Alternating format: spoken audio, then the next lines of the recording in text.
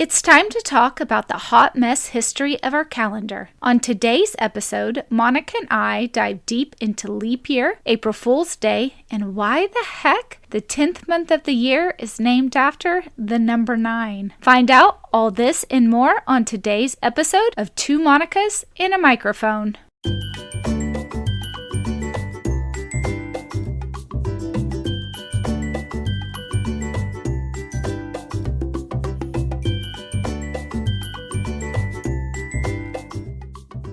I can't believe that I'm about to say this, but this is the last episode of season 1.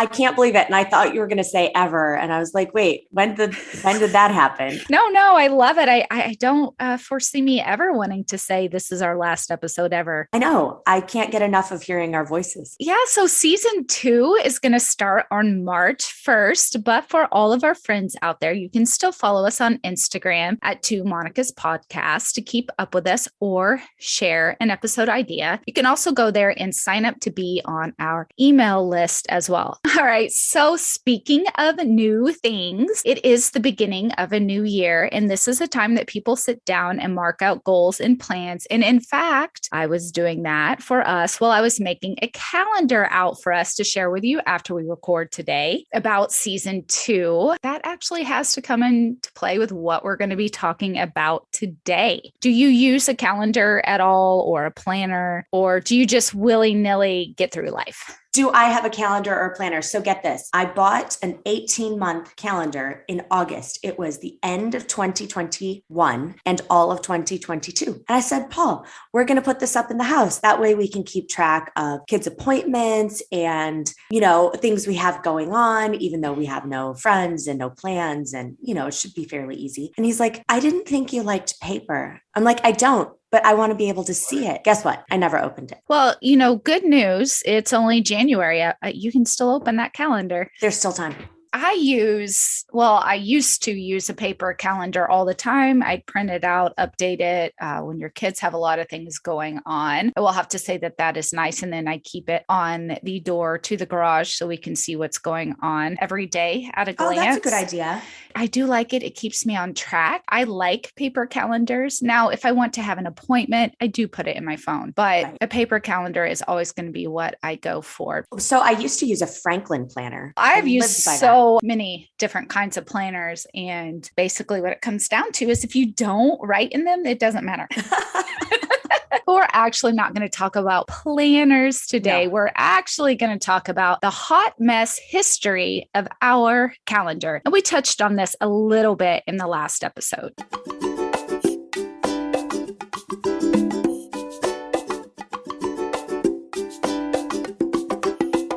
Oh man, Monica, as I was researching this topic, I realized that it is very confusing and even historians don't really agree 100% on the evolution of our calendar, but there's a general idea about it. People out there like to say that historians don't make money, but I am really happy they exist. I'm just going to say that after putting this paper together. And I do say paper, even though it's a podcast, because if anyone saw the notes on this, I told Zach, I feel like I'm back in college.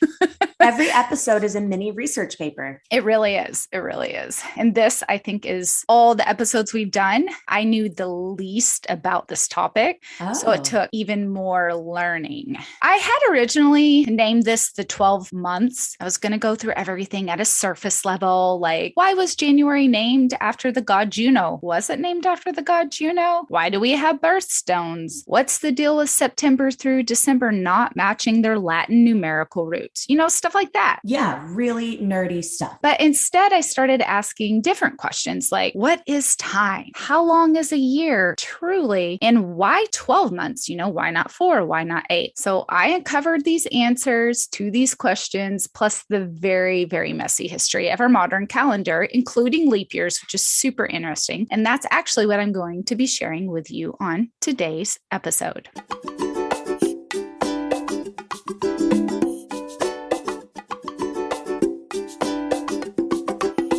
What is time? Do you know? Do you have any thoughts on it?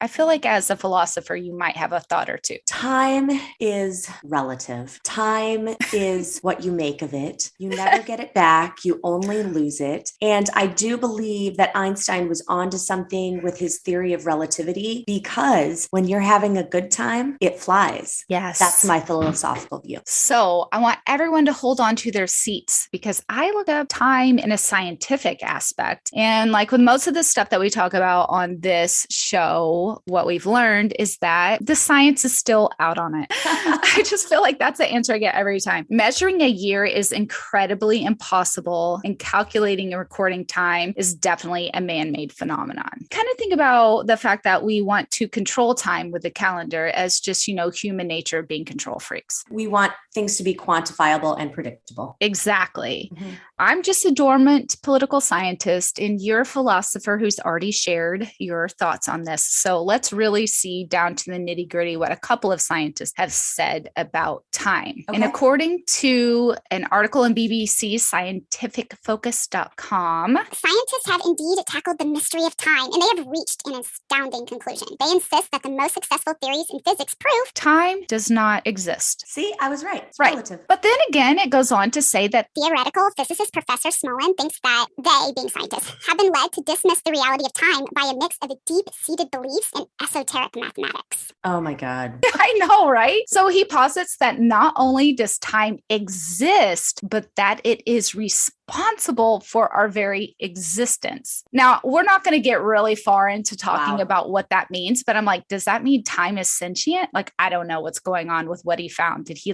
find God? I don't know. I didn't read his paper. So there's a lot of theories out there, and thankfully we are not here to debate that. We are going to talk a little bit about how we got to the calendar, right? So calendar, as we talked before, traces time. We've talked about time, but what else does a calendar track when it comes right down to it? A year. A calendar does not track minutes, if you will, but it tracks a year. So I thought, how long is a year truly?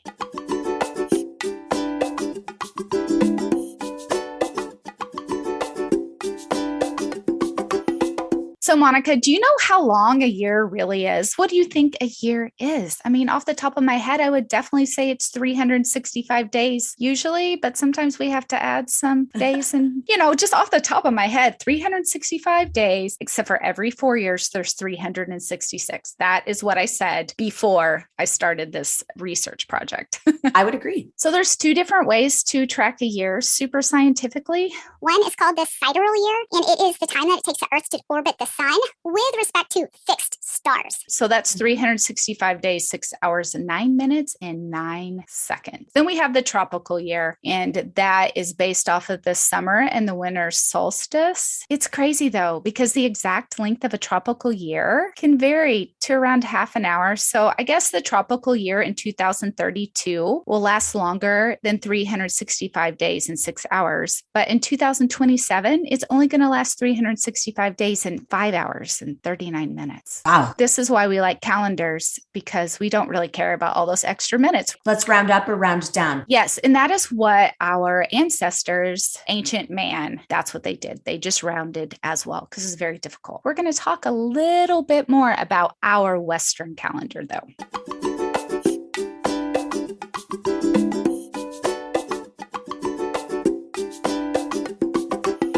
I am going to cut in here with something that's very unique to the United States.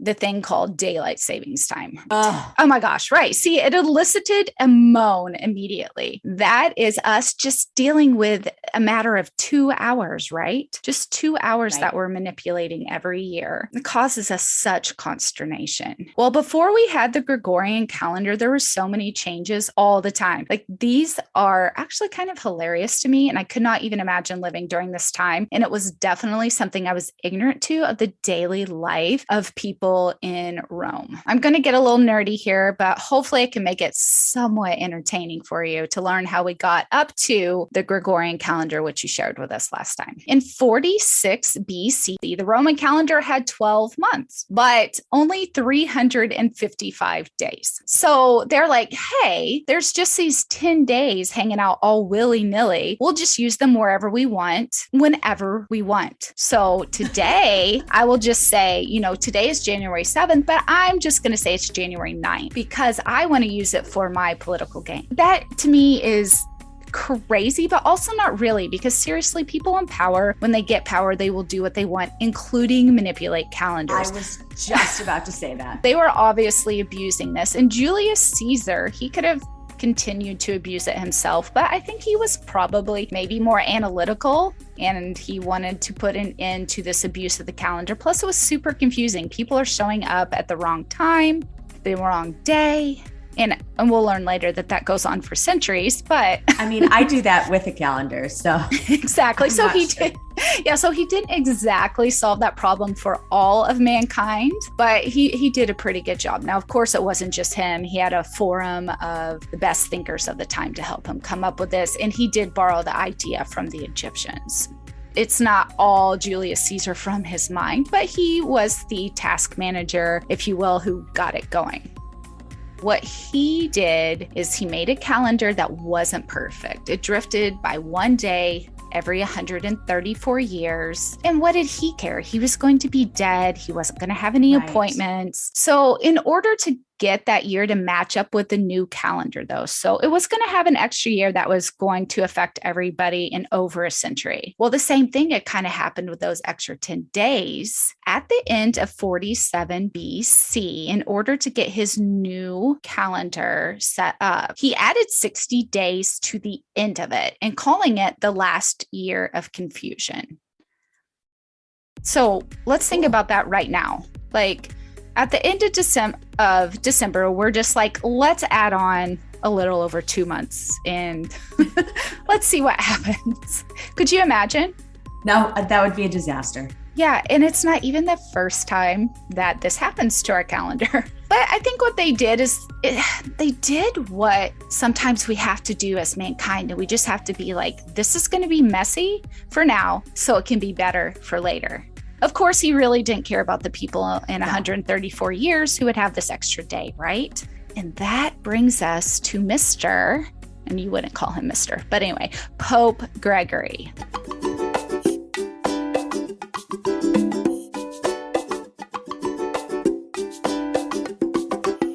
El Papa makes some changes because El Papa is king. Kind of, but it's the same type of thing that kind of happened with Julius Caesar. It was because things were getting confusing and somebody needed to fix it. So remember how I kept talking about one day every 134 years, right? Right. Well, 1600 years later, there's some extra days. And the way that they were doing the calendar back then, well, at least Pope Gregory, it was based off of figuring out when Easter was, which was super important. Well, Easter was shifting from spring to summer because of this. Oh my gosh. He's like, I can't be having my Easter in the spring, so I need to come up with a solution. So yeah, he's king. He's making all the rules, if you will. I understand he's not king, everyone. Okay, that's lowercase king. He comes up, just like Julius Caesar did, he comes up with a plan by getting the best minds around.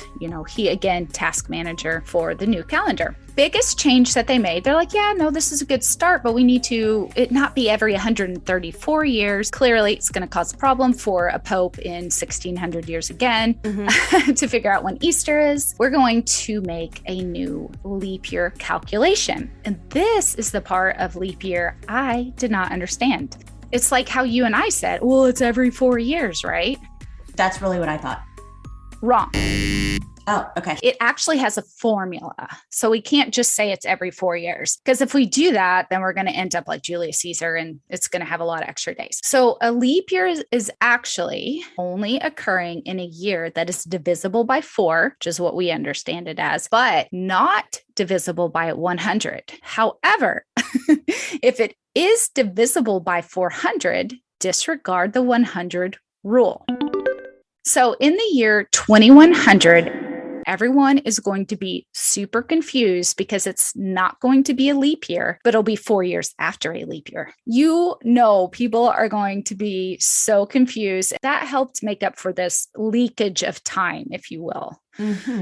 So we're getting into a little bit of leap years. One question we have is, why the heck is it at the end of February? That's a great question. I just thought because February was a short month. The story of February could be its own podcast, and I wish that I was kidding. All right. Okay. At one point, February was the last month of the year. So they just tacked that extra day onto the last day, which is kind of cool because think about that. What if it was December 30th, 31st, and then 32nd? It would be like every 4 years, we got an extra day off or a holiday. Knowing us as Americans, we would 100% make that a celebration day. Yeah, we definitely would. We'd close the post office and the banks, but everyone else still has to go to work. But there'd be a lot of really good sales. So the leap year, it helps. But you know what? It's actually still 20 seconds off per year, which I think is a pretty accurate, especially for it being the 1500s and coming up with this new calculation. But they still have an extra 26 seconds every year. Now, what that means is in the year 4909, if civilization has made it at all, and this calendar has survived,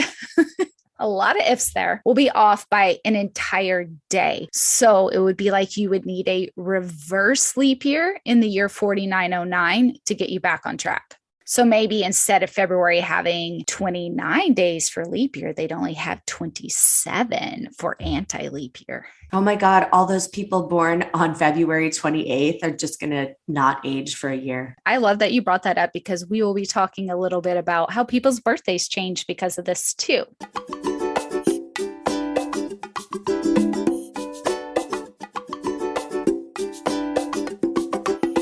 Why was February the last month, but now it's the second month? I have absolutely no clue. Neither do I. And that was a rabbit hole I could never get the really good answer to. And I'm not kidding you. Remember, I texted you that Yeah, February. you did. And there's not even really any good theories on it. So I just know that it has to do with winter. Honestly, they didn't used to track the months of winter. They didn't give them any names in the old Roman calendar. They were like, who cares? It's winter. What difference does it make what day it is? Right. So It has a lot to do with that.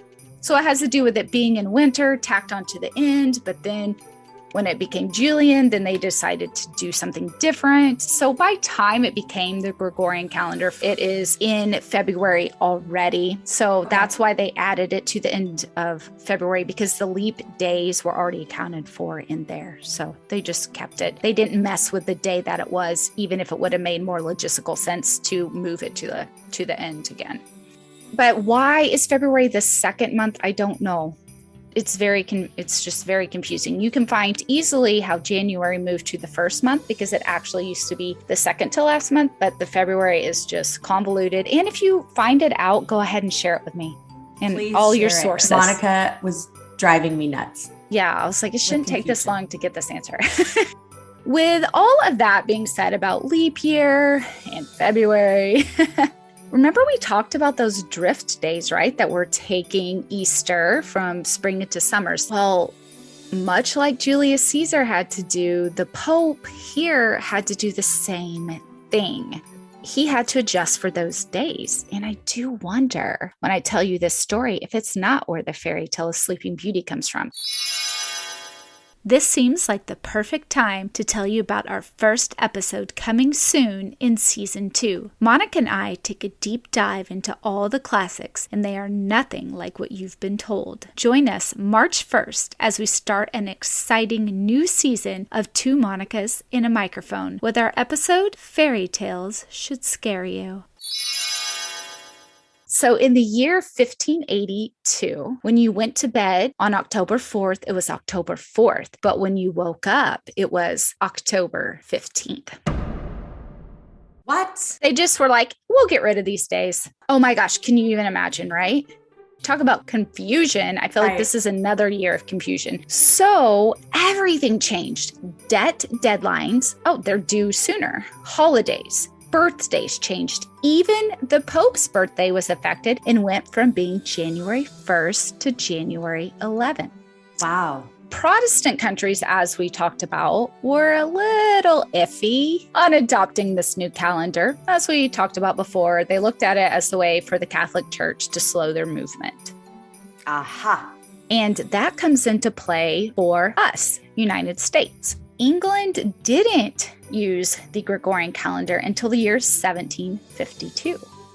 Okay, and that was through an act of parliament, and they had to do the same thing. So they advanced the date from September 2nd to September 14th, and that affected the American colonies. Obviously, we weren't a nation yet, right? 1752. But it's really cool because in Ben Franklin's almanac, he actually has an entry about this.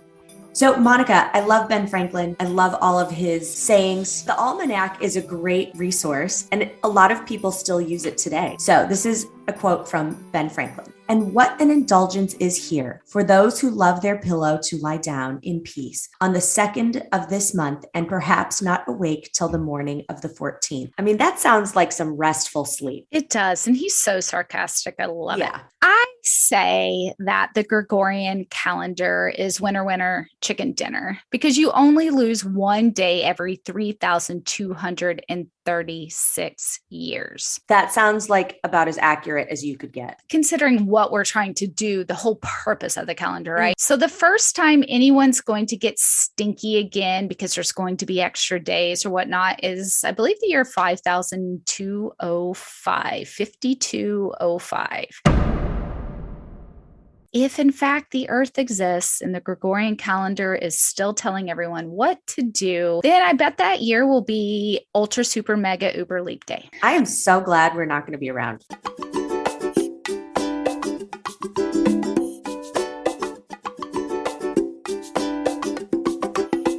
Another really interesting fact about the Gregorian calendar shift. So we talked about birthdays shifting. We talked about this leap year, having to add those extra days. Well, it is the origin story of one of our holidays. Now, it's not a holiday, but it's a day that a lot of people celebrate, and it is April Fool's Day. I love April Fool's Day.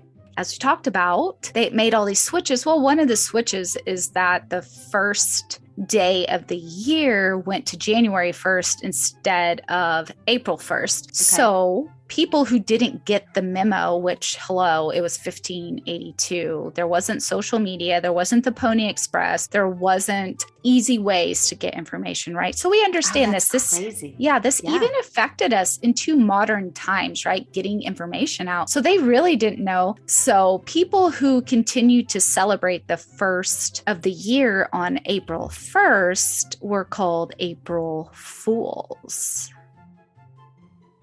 And then they got tricks played on them because they were so foolish. One of the tricks was like to put some sort of fish on their back to show how they were, I would call it the same as saying someone's green, like they're new and they don't know something, but it was some sort of fish that they tie on their back, which is so gross. So Monica, Paul and I share a very special event that happened on April Fool's Day. And what is that? We got married. It still cracks me up to this day. Yep. We got married and went to the courthouse, signed the paperwork, had a nice dinner. I remember you saying you always wanted to get married on April 1st. Oh, I totally did. You always said that. And I was always like, you're a weirdo, but okay. I think it's kind of hilarious. And then if we did tell people, they'd be like, no, you're joking. I'll be like, yeah. So what day do you celebrate your anniversary? The one in October 11th. It was completely monetarily driven because Paul gets paid extra. That's so funny. That's so funny. Well, that's not why y'all got married, but is that why y'all got married sooner than later? I always thought you just joked about that. I didn't know it actually. You did it. That's funny. I think it's pretty good. That's the best April Fool's story I've heard.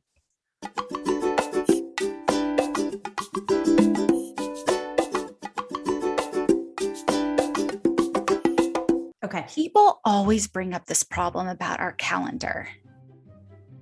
The last 4 months of the year are clearly named after numerals, but they don't add up at all to the month that they're representing. So for instance, September 9th month, numeral 7, October 10th month, numeral 8, November 11th month, numeral 9, December 12th month, numeral 10. But that's carryover from the Roman calendar, don't you think? Yeah, no, that's what it is. Carry over from, and they used to be the 7th, 8th, 9th, 10th, and then January and February were 11 and 12, not 1 and 2. Right. So that's what I'm saying. A lot of people have that question, and here is your answer. It is this entire podcast is giving you that answer.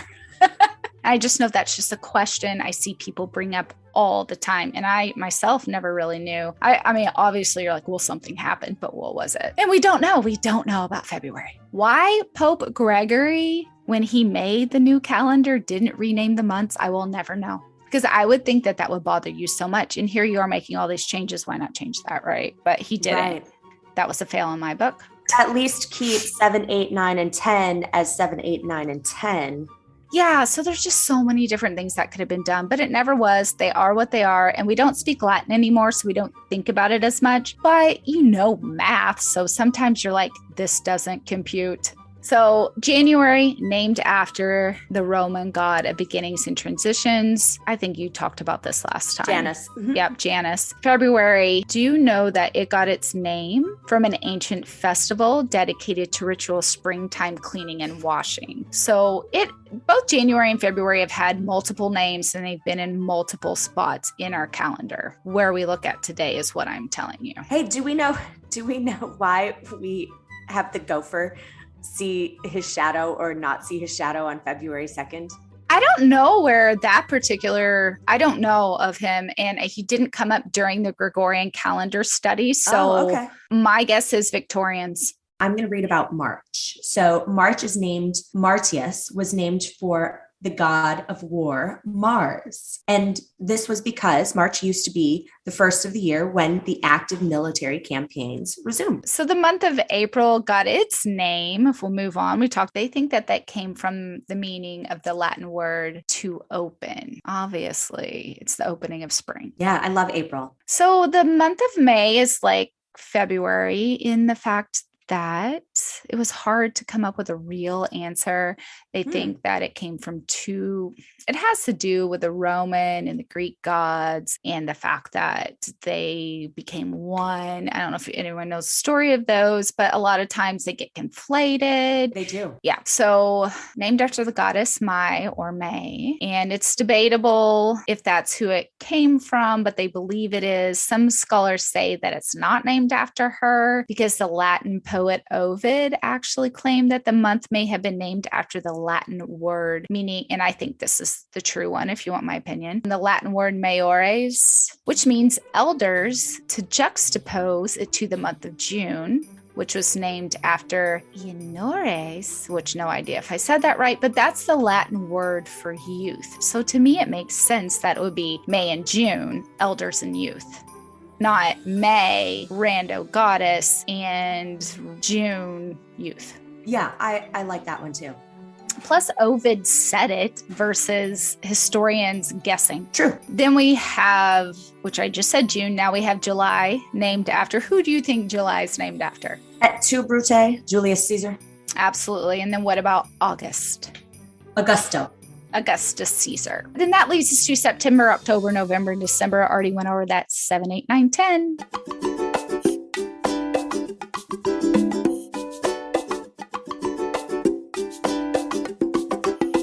We have talked about this being a hot mess calendar, and it is. It's a hot mess calendar. We talked about April Fools. We have talked about, can you imagine waking up one day and it's a new day, right? And we talked about how much we can't stand daylight savings time. There's another thing that we do with time and calendars, more time, and that is time zones. Have you ever transitioned time zones, Monica? I know you have. It is so hard. And you and I being in two different time zones, sometimes we still don't know what time we're meeting. That's so true. That happens. So think about living in a world basically from about 400 years, from 1582 to 1923, using Monica math. I did a lot of rounding in that. But the Julian and Gregorian calendars were used simultaneously. simultaneously. That sounds like a hot mess. It is. It's a hot mess. And that's what I say about like historians trying to figure out what day something really happened and was it happening at the same time something else was happening. You'd have to be very well versed in these calendars. But during that time, a lot of calendars had both dates. Couldn't even imagine. It's already so hard to be like 11 Central, 12 Eastern, right?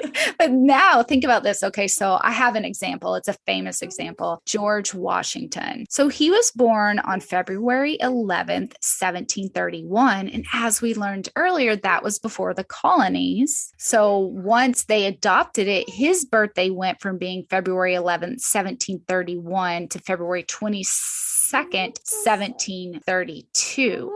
But during 1731, they would have written out the Gregorian and the Julian dates. That is so nuts. It is nuts. So, and they would, you know how we do Eastern Standard, Central Standard. Could I have 2 birthdays? Yeah, that's what I think. You should get to celebrate both birthdays. I like this idea. If you had to live through that year, you get both birthdays for the rest of your life. Absolutely. So that would kind of be born and observed, I guess. Oh, yeah. It was called OS, Old Style, and NS, New Style. And they would put those 2 dates there, and that way you kind of knew what it was. Not everyone did it, but a lot of people did. Before we close out, I have a couple things that I want to go over with the Gregorian calendar that I think you will find really fun.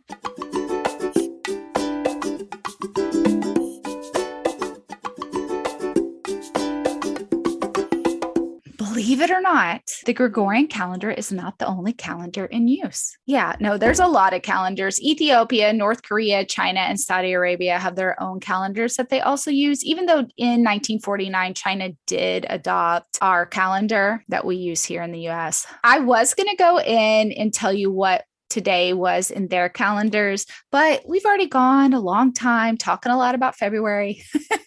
So I'm just going to talk about these different calendars. So some of them are no longer used, okay, but some of them are. So I thought it'd be really fun for us to tell everybody what the year 2000 truly was in these different calendars. I think that's a great idea, Monica, because as many of our listeners know, the year 2000 caused a lot of problems for people because of computers. Y2K. This is a perfect way to illustrate how messed up calendar systems are. So if we would have stuck on the old Roman calendar, it would have been the year 2753. All right. Yeah, Monica. So 2753, according to the Roman calendar in the year 2000. I mean, man, I would be so old right now. I could be dead. I know. And it's kind of crazy to see, wow, 753 years off by the time we got to that point. Yeah. And the Egyptian calendar, I mean, it's one of the oldest cultures in the world. It would be the year 6236. Do you remember the Mayan calendar and how everyone thought we were going to die? Yes. Yes. Yeah. So according to their, well, they call it a cycle, it would be the year 5119 when it was the year 2000. And there's several on this list, but I'm going to close this list with one that I thought was pretty hilarious. In the year 2000, it would have been the year 208, according to the French Revolution calendar. They're like, and this starts time over. And they really did try to stick by that. I don't think it worked out for them. That's hilarious. Those Frenchies. In closing, I want to share one story, which I thought you would kind of find interesting. And I know that you snuck a peek in here and saw it, and you got to talk to Paul about it. But I did. As we know, not everyone, we know this from the last episode, it took some countries a while to get on the Gregorian calendar. Okay. So in 1908, the Russians were not on the Gregorian calendar. So there was the Olympics in London, 1908, and the Russian team arrived 12 days late and ended up missing their most favored event, which I'm not sure what that is. Sorry, everyone, because they were on the Julian calendar and hadn't switched over to the Gregorian. That is way more than fashionably late. Think about that, 12 whole days. Yeah. I like the point you brought up earlier. Is this what caused them to convert to the Gregorian? You know, I mean, they might say it's something else, but I feel like this played into it. I feel like it is. Mm-hmm. You know, don't forget, friends, if you like this episode, follow us on your favorite podcast app and leave us a 5-star review on either Apple or now Spotify. Sharing is super easy. Just hit the share button on your player and send a text or direct message to someone you think would like this episode. This episode was was fun, wasn't it? I loved this episode. I think it's a great way to end the year because, Monica, you and I have made the unilateral decision that now our year begins on March 1st. Maybe it'll be a new calendar style for everyone. Bye, everyone. Bye. See you for season 2. Thanks so much for letting us be part of your day, whether that's folding socks, driving to work, or getting in your cardio. We're happy to provide you with some entertainment about nothing serious, seriously. For extended show notes, please head over to our website, twomonicaspodcast.com. That's with the number 2. You can also follow us on Instagram and Facebook at Two Monica's Podcast and find us on Pinterest at Two Monica's Podcast. If you'd like to connect with us directly, email us at twomonicaspodcast@gmail.com. Awesome. That was fun. Musical credits: Happy and Lucky by Chilled Music, Whispering Winter by Chilled Music, and Monkeys Spinning by Kevin MacLeod.